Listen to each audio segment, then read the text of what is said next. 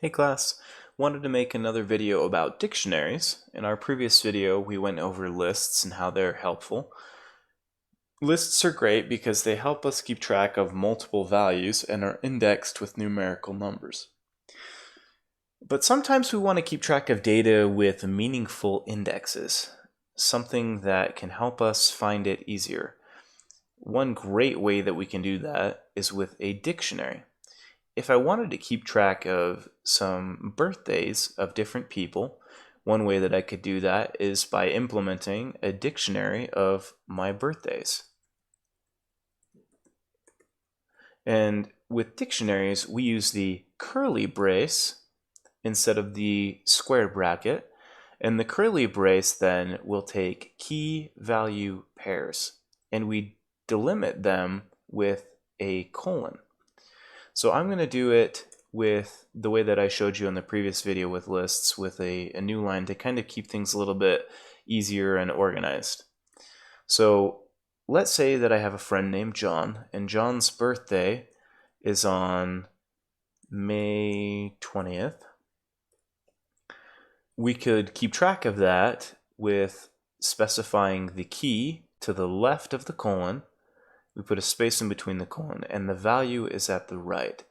So again, this is a key to value pair.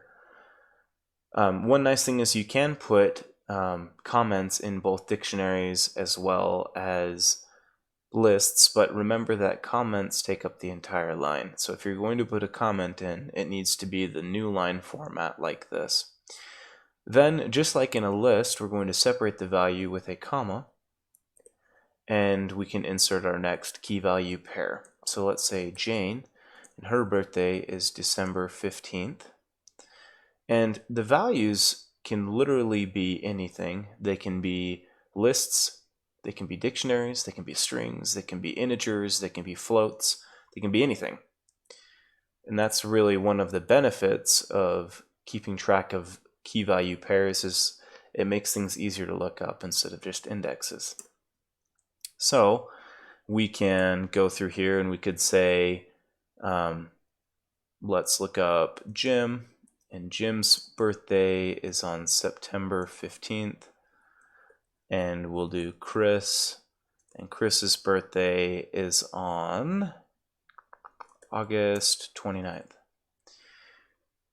Now, we have this list of key value pairs, which is called a dictionary.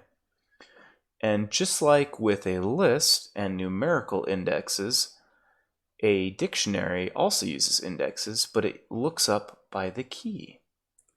So if I wanted to see all of the birthdays, just like we can with a list, we can just print that dictionary. And it will print it out essentially the same way that we entered it, which is with the key value, comma, key value, and enclosed in key braces. Curly braces, not key braces, excuse me. So when we then want to get a particular value, I can say, well, I need to look up John's birthday. But the nice thing is, instead of having to look up a numerical index, I can just say, using these square brackets, John, and if I print that, the value returned is May 20th. Well, let's say I want to look up Jane's, or I want to look up Jim's. Let's look up Jim's. We can just look up the name Jim, which is much easier to remember. And so with that, we can keep track of lots of information. Again, we can put in basically anything inside of a dictionary. Let's say that we wanted to make another dictionary with pay stubs. And let's make this lowercase as per Python functionality.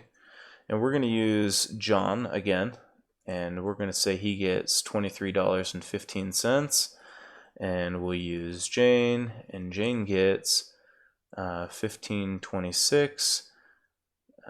And then we'll say that Jim gets $9.25, and then we'll say that Chris, who's the manager, not Christ, but Chris, who's the manager, will get $88.29. Oh, and you notice how it's got a little error here. It's because I forgot my comma. And we can, just like we did with birthdays, we can say print. I want to look up John's pay stub. and we can hit run, and you'll notice it prints out 2315. But you'll notice here, maybe we want to make this a little bit easier. We've got the same key. What if we wanted to put it together? Well, dictionaries can contain the value of a dictionary. Just like a list can have a value of a list, which is something I neglected to cover, but you can have a list within a list. You can have nested lists, which are then indexed by multiple things. You can do the same thing with a dictionary. So let's say people instead. And we'll use the same John, who'll have something here. I'm just going to use a placeholder for now. We'll have Jane. Actually, we'll use a placeholder of this because it makes more sense. Then we'll use Jim.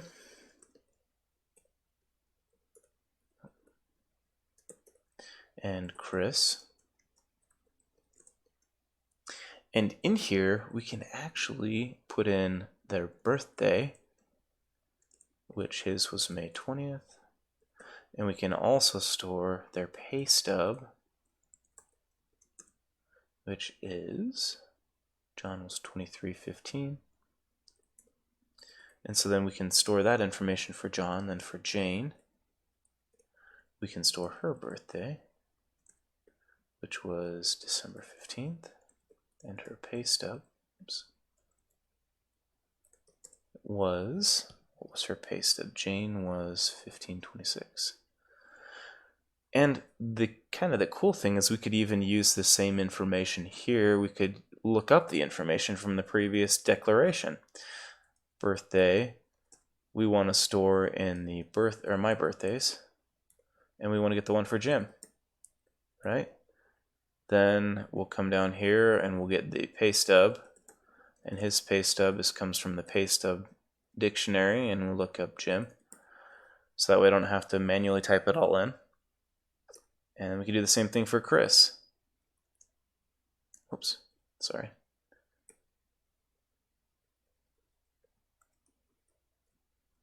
Make sure that's indented properly. But we clearly don't want Jim, we want Chris.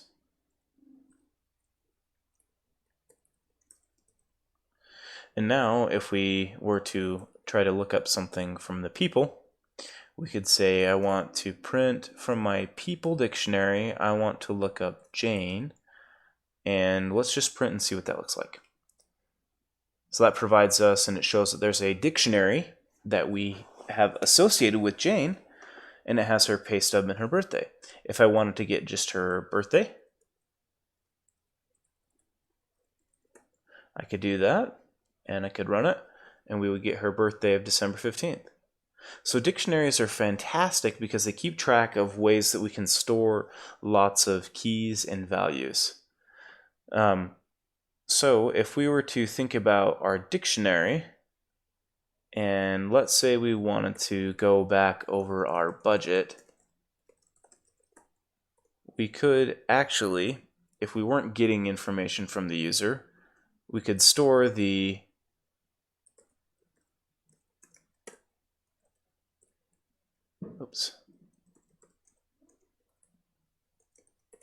store the values in a budget as well, and we could say item 1 is of this value.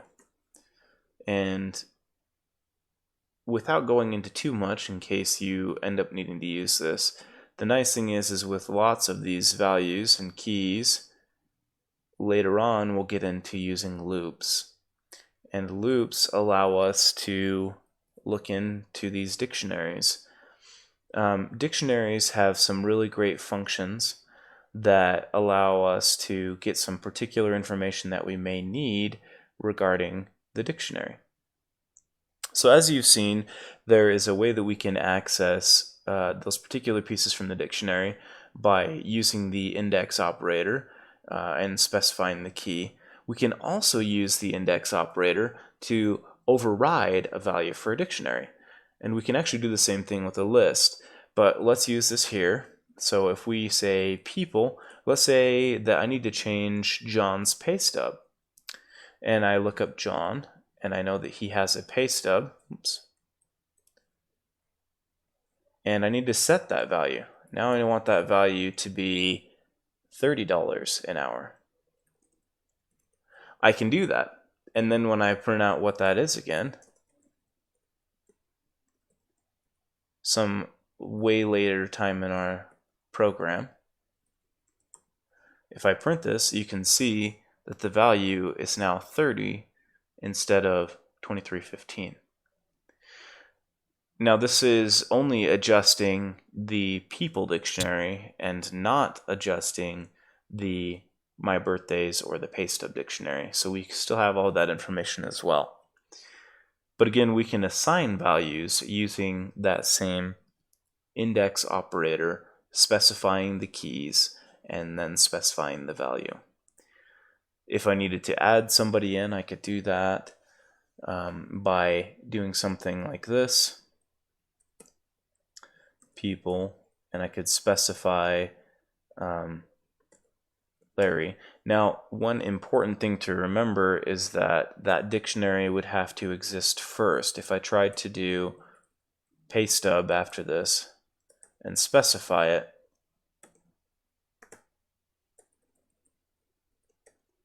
we're going to get an error. And because the dictionary doesn't exist, the key Larry isn't there. So if I wanted to do this, I would need to say that this is a dictionary and that the key on that dictionary, or one of the keys in that dictionary, is pay stub. And that pay stub in this particular example will now be $19. So now if I run this and try to print it, you'll notice that, oops, I need to have people in front of here.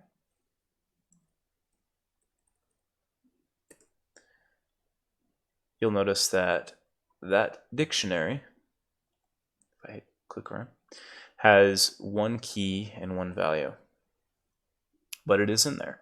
And so now if I just wanted to look at people only, you would see that people had been appended and that it has an entry for each individual thing. So Larry appears right there. Sometimes, again, we want to see how many values are in a particular thing, and we can do that by using the len function. And if I do that, let's go ahead and erase a lot of these print statements. You can see that the, oops, I'm not printing that. See that the length of the people is 4. There are 4 individuals, 4 keys inside that, and that's what len provides us, is the length of the keys.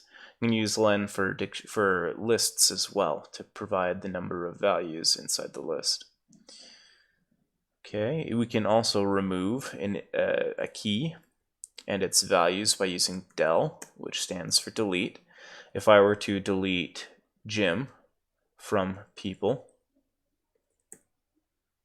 and we were to then print people, we can go ahead and run this, and you will see that Jim is no longer in this dictionary list. He is in the previous one because we still have that. Let me go ahead and erase this, and let's actually just get rid of these altogether so there's no confusion. And if we can't use these here because we erased those. So let's change these. We'll say his birthday is now September 15th, and his pay stub is going to change to 2341. And then Chris's birthday will be November 9th, and his pay stub is now 9/27. Oh, we need a comma as well. So if we were to run this now, this makes a little bit more sense. You can see that Jim is no longer in the picture. He's been removed. Maybe he got fired from the job. We can also use the key function on a dictionary. The keys function, to then get the values of, or get the keys from that, and it returns it, as you notice, in a list. Similarly, we can use values to get the values, which then returns the list of the values, and they would then be indexed numerically. We can also check to see if a key is inside, let's say Jim is in people. And we can print this, and it will tell us false, because Jim was deleted. If I look to see if John is still in the dictionary, it will be true. And we can also use not, which will give us the inverse. And if we wanted to, also we can check, we can clear it out. So if I said people.clear, oops, I could go ahead and run this now, and it would give me an empty dictionary because I erased everything in it, which sometimes we need to do. While we can use the index operator to receive and set values, we can also use the get function to look up an index as well. But the nice thing about the get function is we can look up a key, and if I were to look up Jim in this case, if we were to try to use the index operator, we would get an index out of range error. But if I use the get function, get has a return value of none if it is not found in the dictionary. So I would just get none, which is nice instead of getting an error. Now if I try to use John and I use the get operator, it does the same thing, gives me his information. And I can also do a .get operator on top of that if it does return a value, and I could say get me his birthday. And I could go ahead and run this as well, and you would see that it would give me May 20th. Now, a short side of this, though, is if I try to access this and it's none, we will get an error saying none type object has no attribute get. So, just make sure that we know that the value should be there.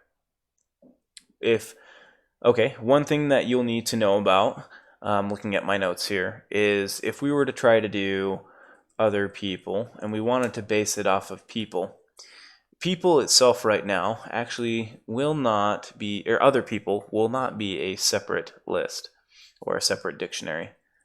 It may look like it because it's a separate variable name, but what's actually happening in the back is other people is actually just pointing to people. So there's a special function, it's called .copy, which will copy the keys and values of the previous dictionary, so that if I try to do this, other people remains clear, but people is not. Because if I don't copy this, and I just do an equal sign for an assignment operator, you'll notice that they're both empty. So be aware of that pitfall. That is something that can happen, but that is a little bit more.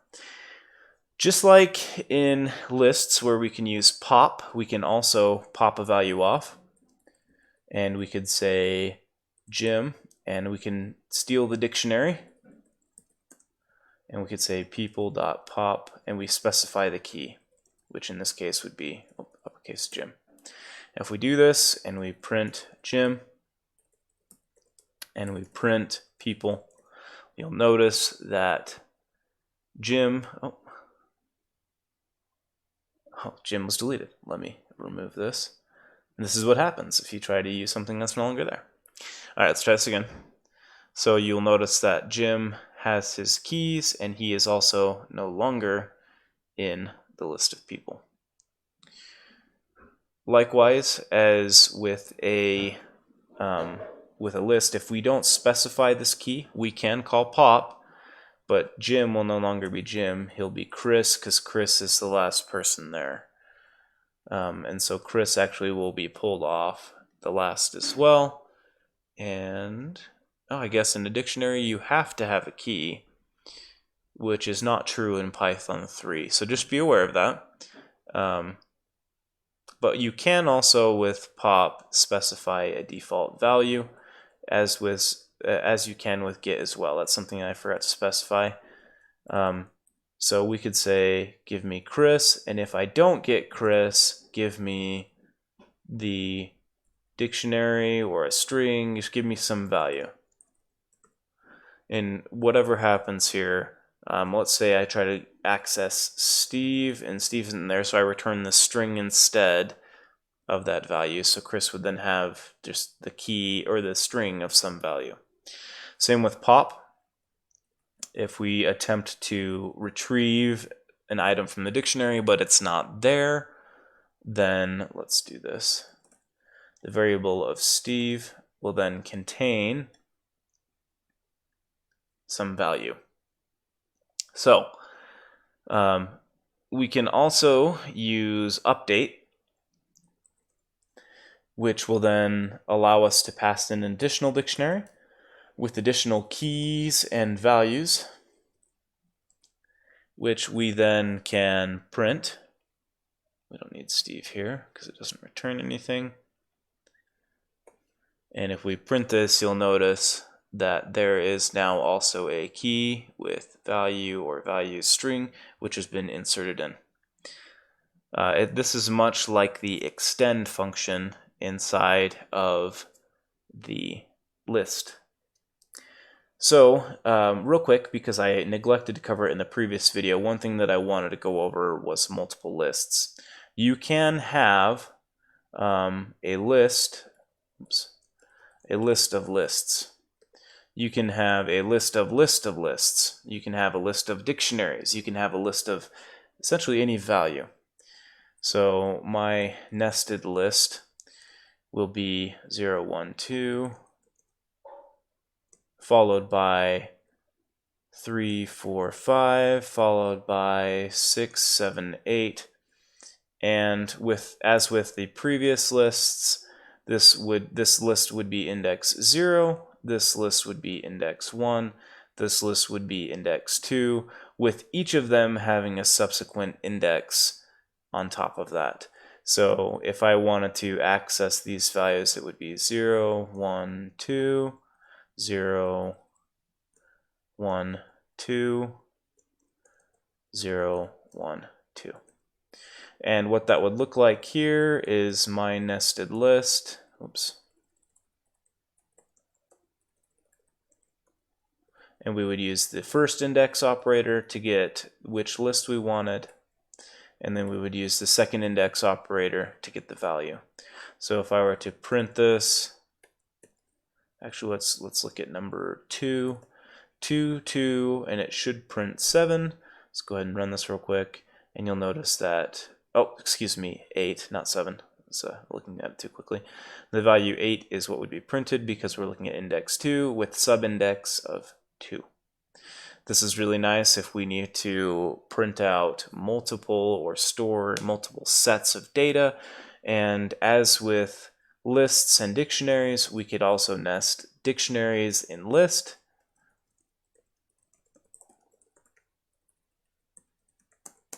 Which would look like this. And key value pair. And we could put multiple of these dictionaries in here. So again, birthday could be one of the things we're putting in here, and that could be May 15th, capitalize May. And we could also then print this. So if we printed my list of dictionaries, you would notice that it has a list of dictionary values. So hopefully this has been helpful. Let me know if there's anything I can do to clarify this. If you have any questions, please feel free to reach out to me either on Slack or on Canvas. Thank you so much, class, and hope this helps a lot.